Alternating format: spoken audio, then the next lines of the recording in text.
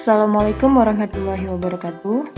Halo sahabat cerdas, selamat datang di channel Ruang Belajar.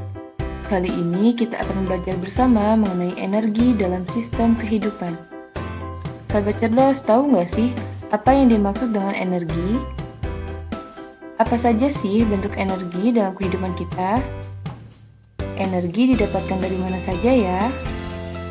Bersama Kak Mulia, yuk kita cari tahu. Bismillahirrahmanirrahim.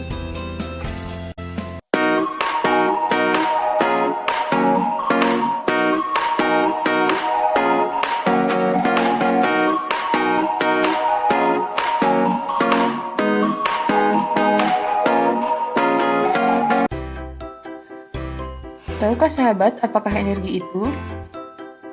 Sahabat pernah melihat mobil, setrika listrik? Apakah sahabat pernah merasakan lapar? Mobil membutuhkan energi dalam bentuk bahan bakar agar bisa dikendarai. Setrika membutuhkan energi listrik agar bisa dipakai untuk merapikan pakaian. Manusia membutuhkan energi kimia dalam bentuk makanan agar bisa beraktivitas dengan normal. Nah, jadi apa sih pengertian dari energi? Benar, energi adalah kemampuan untuk melakukan usaha atau biasa disebut kerja atau kemampuan untuk melakukan suatu perubahan. Terdapat beberapa bentuk energi, di antaranya energi potensial, energi kinetik, energi kimia, energi listrik, dan masih banyak lagi. Pada video kali ini, kita akan membahas 4 energi ini. Yang pertama adalah energi potensial. Apakah sahabat cerdas pernah bermain katapel? Ketika bermain katapel, batu mendapatkan energi ketika karet katapel diregangkan. Energi itulah yang mendorong batu terlempar dari katapel. Contoh lainnya adalah air terjun. Air terjun memiliki energi karena ketinggiannya. Jadi dapat disimpulkan bahwa energi potensial adalah energi yang dimiliki oleh suatu materi karena lokasi atau kedudukannya. Ada beberapa energi potensial, namun untuk jenjang SMP, pembahasannya difokuskan pada energi potensial gravitasi.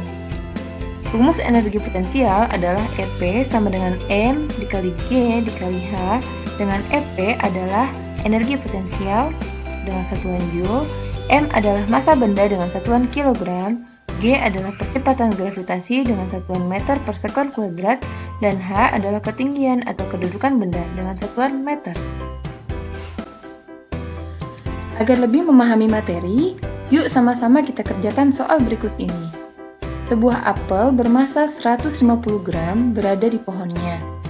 Jika ketinggian apel di pohon setinggi 2 meter dan diketahui percepatan gravitasi sebesar 10 meter per sekon kuadrat, berapa energi potensial yang terbentuk? Sebelum menghitungnya, kita tuliskan terlebih dahulu apa yang diketahui dari soal. Dalam soal ini diketahui massa apel sebesar 150 gram. Massa yang diketahui harus diubah terlebih dahulu ke dalam satuan internasional. Satuan internasional dari massa adalah kilogram, sehingga massa apel harus diubah terlebih dahulu ke dalam kilogram. Kita dapatkan hasil 0,15 kg. Tinggi apel dari permukaan tanah sama dengan 2 meter. Dan percepatan gravitasi sama dengan 10 meter per sekon kuadrat. Ditanyakan, berapakah energi potensial? Mari kita kerjakan. Diketahui bahwa rumus energi potensial adalah EP sama dengan M dikali G dikali H. Lalu kita masukkan nilainya dan dikalikan. Nilai massa dikali nilai gravitasi dan dikalikan nilai ketinggian. Hasil yang didapatkan sebesar 3 Joule. Jadi, energi potensial yang didapatkan sebesar 3 Joule. Bentuk energi yang kedua adalah energi kinetik. Pernahkah sahabat cerdas melihat mobil yang sedang melaju? Dan juga melihat seseorang yang sedang mendorong sebuah box? Setiap benda yang berpindah atau bergerak memiliki energi. Energi tersebut biasa dikenal dengan sebutan energi kinetik. Jadi, energi kinetik adalah bentuk energi ketika suatu materi berpindah atau bergerak. Rumus energi kinetik adalah EK sama dengan setengah dikali M dikali V kuadrat, dengan EK adalah energi kinetik dengan satuan Joule, M adalah massa benda dengan satuan kilogram, dan V adalah kecepatan benda dengan satuan meter per sekon. Untuk menambah pemahaman, yuk sama-sama kita mengerjakan contoh soal berikut. Seorang pembalap sepeda mengendarai sepedanya dengan kecepatan 4 meter per sekon. Jika massa pembalap dan sepeda sebesar 75 kg, berapakah besar energi kinetik yang terbentuk? Sebelum menghitungnya, kita tuliskan terlebih dahulu apa yang diketahui dari soal. Dalam soal ini, diketahui massa pembalap dan sepeda sama dengan 75 kg, dan kecepatan pembalap sama dengan 4 meter per sekon. Ditanyakan, berapakah energi kinetiknya? Mari kita selesaikan bersama. Diketahui rumus energi kinetik adalah EK sama dengan setengah dikali M dikali V kuadrat. Kita masukkan nilai massa dan kecepatan, lalu kita hitung setengah dikalikan 75 dikalikan 4 pangkat 2. Energi yang didapatkan adalah 600 Joule. Jadi, energi kinetik sebesar 600 Joule. Bagaimana? Mudah bukan? Bentuk energi lainnya adalah energi kimia. Energi kimia adalah energi yang terkandung di dalam suatu zat. Contohnya, energi kimia dalam makanan dibutuhkan oleh tubuh kita untuk menjalankan aktivitas. Contoh lainnya, bahan bakar minyak yang dibutuhkan oleh kendaraan agar bisa menggerakkan mesin. Selanjutnya adalah energi listrik. Energi listrik adalah energi yang dimiliki muatan listrik dan arus listrik. Energi ini paling banyak digunakan karena mudah diubah ke dalam bentuk energi lainnya. Contoh penggunaannya adalah setrika yang mengubah energi listrik menjadi energi panas, lampu yang mengubah energi listrik menjadi energi cahaya, dan kipas angin yang mengubah energi listrik menjadi energi gerak. Pembahasan selanjutnya adalah pembahasan mengenai sumber energi. Sumber energi dibagi menjadi dua, yaitu sumber energi tak terbarukan dan sumber energi terbarukan. Sumber energi tak terbarukan adalah sumber energi yang suatu saat akan habis dipakai.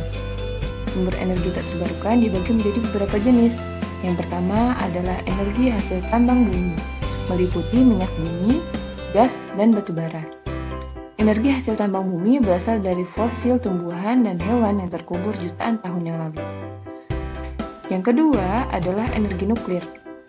Energi ini berbentuk energi panas melalui radiasi nuklir. Selanjutnya adalah sumber energi terbarukan. Sumber energi terbarukan adalah sumber energi yang tidak akan habis dipakai. Sumber energi terbarukan merupakan sumber energi alternatif untuk mengantisipasi habisnya sumber energi tak terbarukan. Sumber energi terbarukan dibagi menjadi beberapa jenis. Yang pertama adalah energi matahari. Energi matahari atau biasa dikenal dengan energi surya adalah energi yang didapat dengan mengubah energi panas matahari menjadi energi lainnya. Contohnya adalah panel surya yang mengubah energi panas matahari menjadi energi listrik. Yang kedua adalah PLTA atau pembangkit listrik tenaga air. PLTA adalah pembangkit yang memanfaatkan energi potensial dan kinetik dari air untuk menghasilkan energi listrik. Selanjutnya adalah energi angin. Energi angin adalah energi yang memanfaatkan energi angin untuk diubah menjadi energi dalam bentuk yang lain. Kincir digunakan untuk memanfaatkan energi kinetik angin agar memutar generator listrik. Yang terakhir adalah energi tidal. Energi tidal atau sering juga disebut energi pasang surut merupakan energi yang memanfaatkan pasang surutnya air laut. Nah, sekarang kita akan membahas tentang makanan sebagai sumber energi utama bagi tubuh manusia. Bayangkan jika sahabat cerdas tidak makan, pasti tubuh terasa lemas bukan? Kita membutuhkan makanan yang cukup dan bergizi untuk dapat melakukan aktivitas seperti belajar, bermain, membantu orang tua, dan lain-lain. Yuk kita simak apa aja sih sumber energi yang dibutuhkan oleh tubuh kita. Yang pertama adalah karbohidrat. Karbohidrat adalah senyawa kimia yang berfungsi sebagai bahan bakar utama yang dibutuhkan tubuh untuk menghasilkan energi. Bahan makanan yang mengandung karbohidrat diantaranya beras, gandum, jagung, kentang, dan lain-lain. Yang kedua adalah protein. Protein adalah senyawa kimia yang berfungsi untuk sumber energi, pembangunan jaringan tubuh, dan pengganti sel tubuh yang rusak. Protein dibagi menjadi dua macam, yaitu protein hewani dan protein nabati.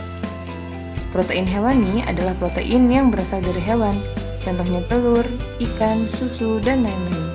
Sedangkan protein nabati adalah protein yang berasal dari tumbuhan, contohnya kacang-kacangan, tahu, tempe, dan lain-lain. Yang terakhir adalah lemak.